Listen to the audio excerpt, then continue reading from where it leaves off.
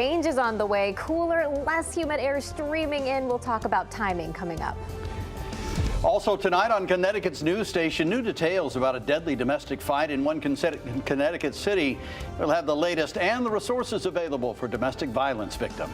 Plus, hundreds are forced to evacuate their office or home in Hartford after a gas leak. We're getting an update tonight on what caused the mess in Hartford. Now at 10, this is Fox 61, Connecticut's news station. We start tonight with new details coming out of New Haven about a weekend shooting. One man is dead. A woman is in critical condition. Hello, I'm Sarah Sanchez. And I'm Brent Harden. Thanks for joining us. New Haven police say this was a domestic violence incident that escalated to deadly violence. Fox 61's DeAndrea Turner joins us in studio with the new details coming out of the case. DeAndrea. Sarah and Brant, police say that another family member shot and killed Christopher Garvin after Garvin allegedly shot the mother of his children inside of her home. Now, one of the most shocking details that police released today is that the officers were with the woman inside of her home until 2 a.m. Sunday morning, just 30 minutes before she was shot. This is a tragedy. This is a terrible incident. She came to us.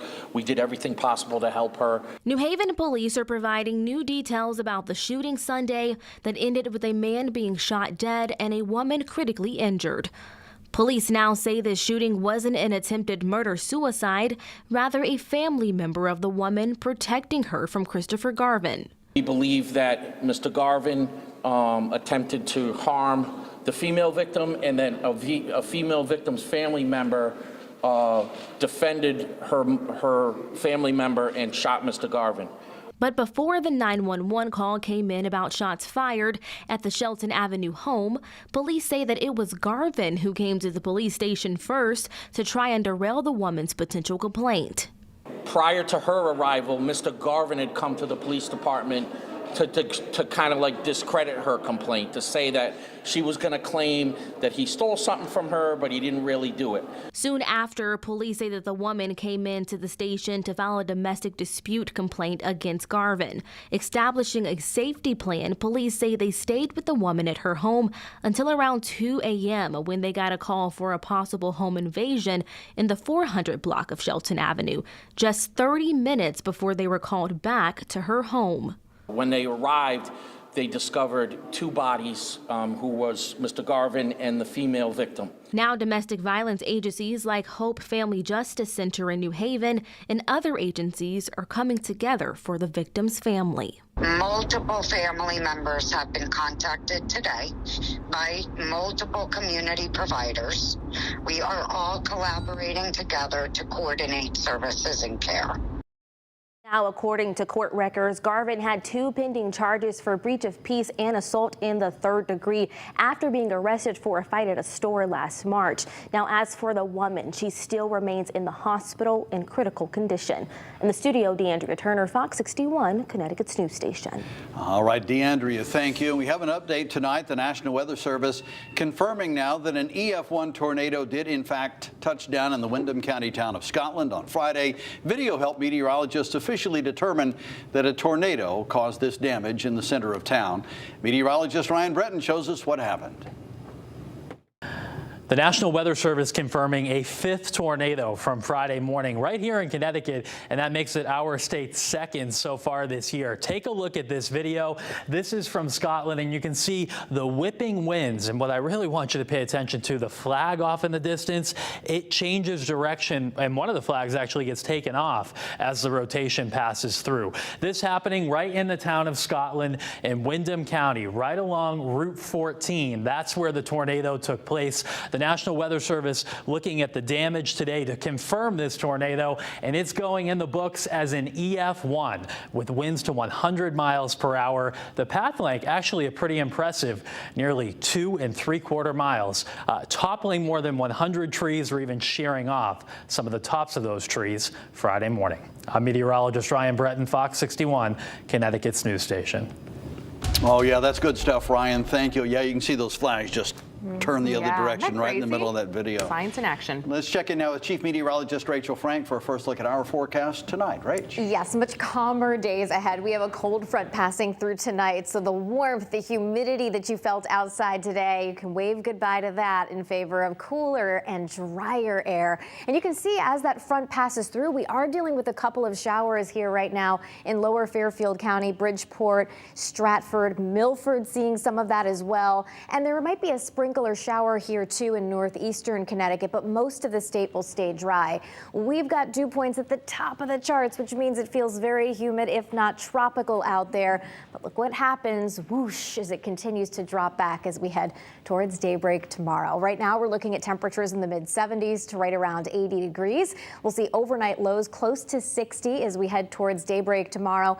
Even for some in the 50s as we head towards daybreak for our cooler spots and outlying areas. But it's a beautiful day tomorrow. Sunny, pleasant, high temperatures in the upper 70s to right around 80 degrees.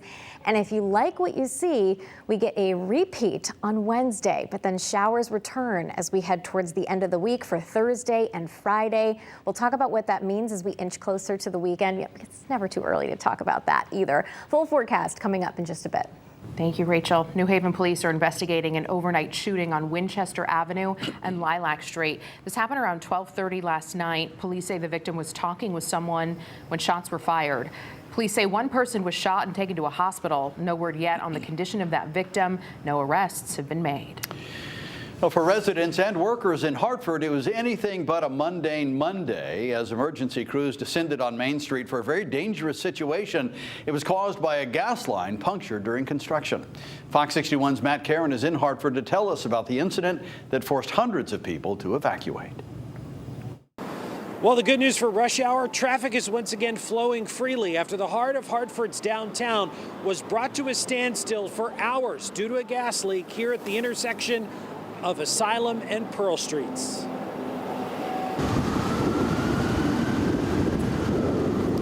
We just want to go to work and have a normal day. 11:15 a.m. Hartford's high-rise offices just settling in for the start of a new work week when all of a sudden, Emergency, evacuate quickly, down the stairs.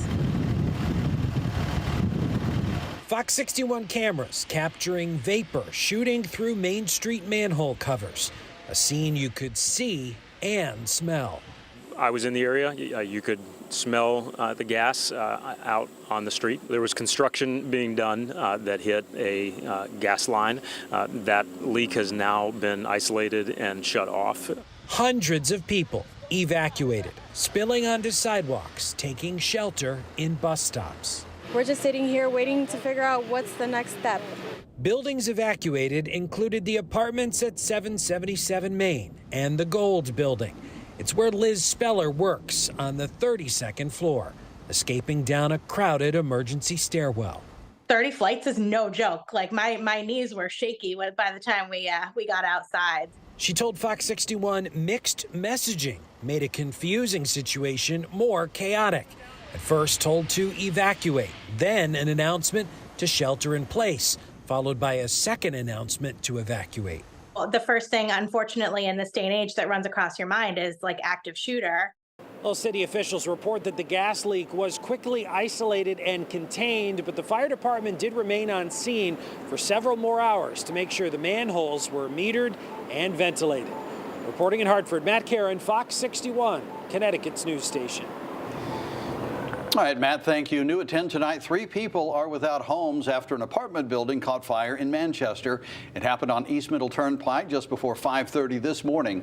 Firefighters say they found a fire in a first-floor bedroom when they arrived. That fire put out in about 10 minutes. One person was taken to the hospital, and they're expected to survive their injuries. The Red Cross is helping out the 3 people who've been displaced. Well, new at 10, 2 people are arrested after police accuse them of breaking into Milford Animal Control and stealing a kitten.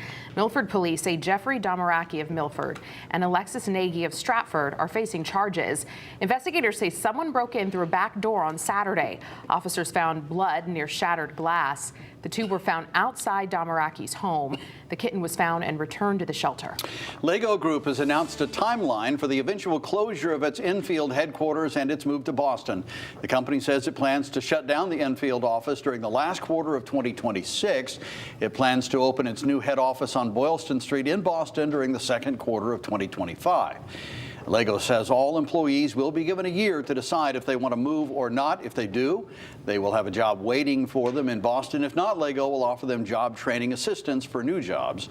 LEGO says it's moving to Boston because it's the best city to attract and keep talent. An annual tradition in West Hartford. Dogs enjoy some summer fun in the annual Pooch Plunge at Beachland Park.